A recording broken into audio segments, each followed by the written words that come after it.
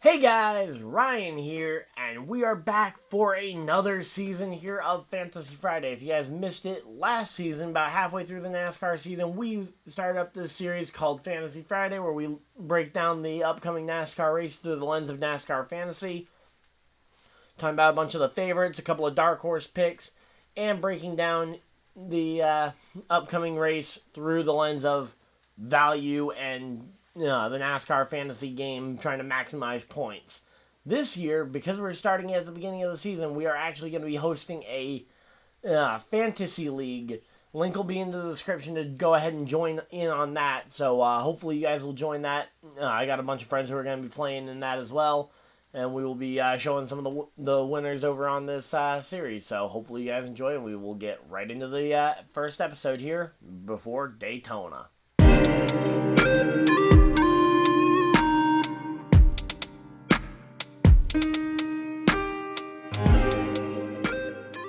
So I've gone and pulled up a list over here of some of the top betting favorites according to NASCAR.com. Top in the list, no real surprise, Joey Logano, former Daytona 500 winner. Denny Hamlin, he's won 3 Daytona 500s within the last 7 years. Looking at the rest of the list, Brad Keselowski, he's never won the 500, but he's been very fast in recent years, and last year, over the last 2 years, he and Buescher both looked like top contenders. Ryan Blaney came only a couple laps away from winning it back in 2018, if I remember correctly, and he's obviously the reigning series champion. Then you've got the Kyle and Kyle show a little further down that list. Neither driver has won the 500 yet, but both have also come incredibly close.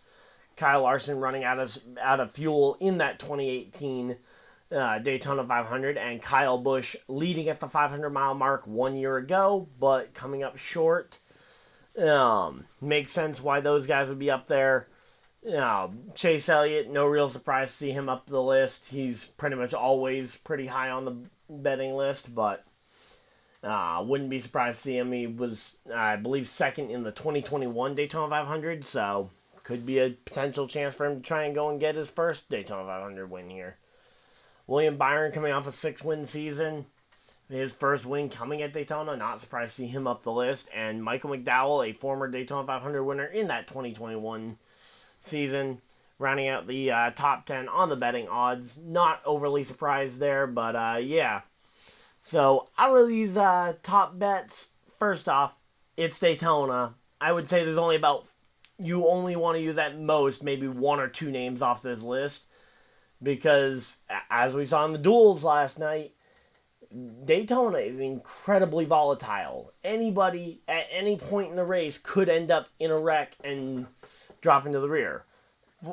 For example, Kyle Busch, Ryan Blaney, 2 drivers who are very fast in the duels, are both going to have to start from the rear in backup cars here. Trying to think of any other drivers who were involved in that crash. And say, there was Riley Herbst was involved in that crash. That crash also potentially took out like another half dozen cars as well. So, yeah, I would only recommend maybe picking 1 or 2 names off this list. Maybe a Logano, maybe a Hamlin, maybe a Keselowski. I wouldn't recommend, though, adding all of them just because of the high likelihood of crashes. So, the biggest things for me when it comes to value at the plate tracks like this are durability and consistency. So, I do put some good value on guys like Denny Hamlin, Joey Logano, and Michael McDowell, who can consistently get to the finish of these types of races very routinely. But, yeah, I would definitely not recommend putting most of these guys in there. Not to mention guys like Kyle Busch and Kyle Larson. They're going to be good all year long. You don't want to burn one of your 10 uses on them. All right. So, yeah, these names over here are a little bit further down the list of odds, including a couple of guys who are tied for that number 10 spot. These are guys I think that could be good bets a little further down the list if you want to mix and match some of them with, like maybe you think Keselowski and Maybe you think Keselowski and RFK are going to be in the mix to win it. Maybe you want to take chrisbuescher to save a Keselowski use, or the other way around. Maybe you use a Keselowski use to save a Buescher use.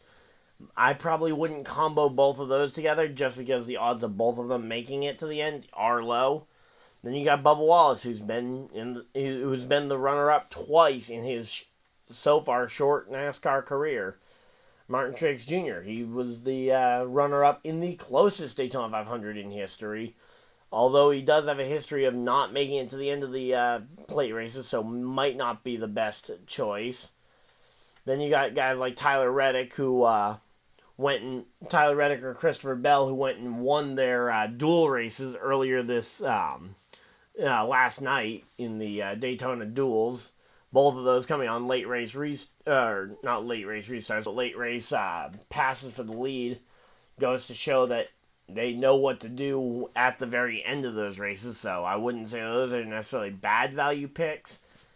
Then you got former Daytona 500 winners like Stenhouse and Cindric, who are, I would say, pretty good value picks. Stenhouse in early on in the second duel, or in the it was the first duel. Sorry, first duel. Stenhouse made it a point to run right near the front for a good portion of the duel, showing a lot of speed early and showed that he might have the car good enough to win the race at the end. Allmendinger, another driver who has been incredibly consistent, and for a while he actually had the record for the most active Daytona 500 top 10s in a row. I don't think he's still active on that list, but at one point in the recent past, he had a string of like 3, 4, 5 years of finishing inside the top 10 at the 500, despite underprivileged or underperforming equipment there.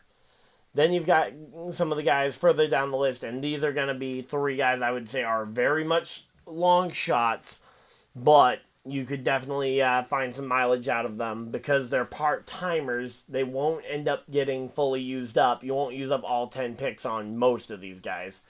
So, Jimmy Johnson, 2-time Daytona 500 winner. I would say he's a pretty solid pick. I wouldn't be shocked to see him fight it out. He fought his way all the way into the 500 after a crash and with an incredibly fierce battle going on there. He also looked very fast prior to the crash, so I wouldn't be shocked to see him potentially making moves early in the race. Then you got guys like Riley Herbst, who also, despite being involved in the crash in the second duel, very much looked very fast prior to that. I wouldn't be surprised to see Riley Herbst go up into the top 10 and potentially ride there for most of the evening, and hey, if you're in it, you can win it. So, wouldn't write him completely off, although his only win coming at Las Vegas last year, it took him a while, and he does have a reputation of finding ways to crash out, so we'll have to wait and see, but and then davidragan, he's a former plate race winner. He won Daytona back in 2011, was also one restart away from sweeping Daytona that year with the Daytona 500, but because he jumped the restart, he got moved to the back of the field for the Daytona 500's final restart, allowing Trevor Bayne to go on to win that race. So, davidragan, he's another one of those RFK cars. He could be very fast, so potentially another driver I would say keep an eye on. I'd say those RFK cars definitely looked fast the last 2 years, so I'm going to go ahead and construct my lineup, and then we'll talk about it, but let me know who you guys are thinking about putting in your lineups. Those are a few of my picks. I'm sure there's some that I missed on the list, so go ahead and let me know who you guys think are some good value picks here at Daytona, but as I said, I'm going to construct my roster, and I will show it to you guys here in just a moment. So I have gone and put together my lineup. I've put it up here for you guys to go ahead and take a look. So I mixed in a few of my personal favorites along with some good value picks in my mind. So I went and put in McDowell and Stenhouse, two of my favorite drivers who are both Daytona 500 winners in the recent past. Figure they're the odds of one of them potentially striking lightning again, not to mention it gives me something to actually root for that I'll genuinely like down the stretch of the 500. I'll be rooting for them to win their second Daytona 500 each, depending on which one's in contention. And if both are in contention, that'll be a tough one for me to decide who to root for. But it'll probably be McDowell over Stenhouse. No offense to Stenhouse if he somehow is watching this. Then I went and picked a couple of top drivers who tend to top the Daytona race, and I only picked 2 of them so I could put at least one of them in my garage, assuming an early wreck. So Denny Hamlin, Logano ended up being the 2 I went with. Decided to save guys like Kylebusch, who, again, looked strong last year, but it was only the first year that we've really seen him look strong at the 500 in a while. So I decided to leave him out, not to mention he's good at a lot of different tracks. Same reason why I didn't pick guys like Elliott or Larson. Just figured that the value would come later on in the season. And then I think the RFK cars are going to be in the mix, so I went and threw davidragan and chrisbuescher up there. Buescher being the best RFK driver, in my opinion, hence why I put him in my power rankings in the top 10 conversation earlier this week. And then davidragan being a part-timer, I won't run out of uses of him, unlike if I start using bradkeselowski and he all of a sudden starts popping off late in the season. I won't end up running out of bradkeselowskis, even though I don't anticipate running out of Keselowskis. It's one of those things where I'm kind of future-proofing myself for this first week, so might be a little bit of a Hail Mary, but I like my picks. Let me know who you guys have got in your lineups down in the comment section down below. Again, remember, down in the description, there's a link to a fantasy league that I will be participating in along with a lot of my friends. And the results from that will actually be featured on next week's episode. So, again, if you guys want to potentially get mentioned in these videos, that would be the way to go ahead and take part. So, hopefully you guys enjoyed. I will see you guys in the next video, live stream, or whatever you guys decide to do with the rest of your day. Actually, real quick update I just got here from Daytona. It looks like the ARCA race has actually been moved. So, a slight change of schedule, and I know no one's probably making it to the end of this video, but if you're watching this on day of release, the truck qualifying race is truck qualifying session is happening at 3. I'm going to be streaming that. This video will come out after that during Xfinity practice. Then we got truck race at 7:30, which I will be live streaming, and then the ARCA race at 10:30, which I will also be streaming. So, 3 live streams today along with this video. Hopefully you guys will enjoy. But yeah, so that was the ARCA race was moved from tomorrow morning to Sunday night tonight, or not Sunday night, sorry, Friday night tonight on the on FS2, and then we'll be shifting over to FS1 once the NBA wraps up. So hopefully you guys will tune in for those streams. But until next time, hopefully you guys enjoyed, and I will see you guys next video, live stream, whatever you guys decide to do with the rest of your day. Have a great day, everybody, and goodbye!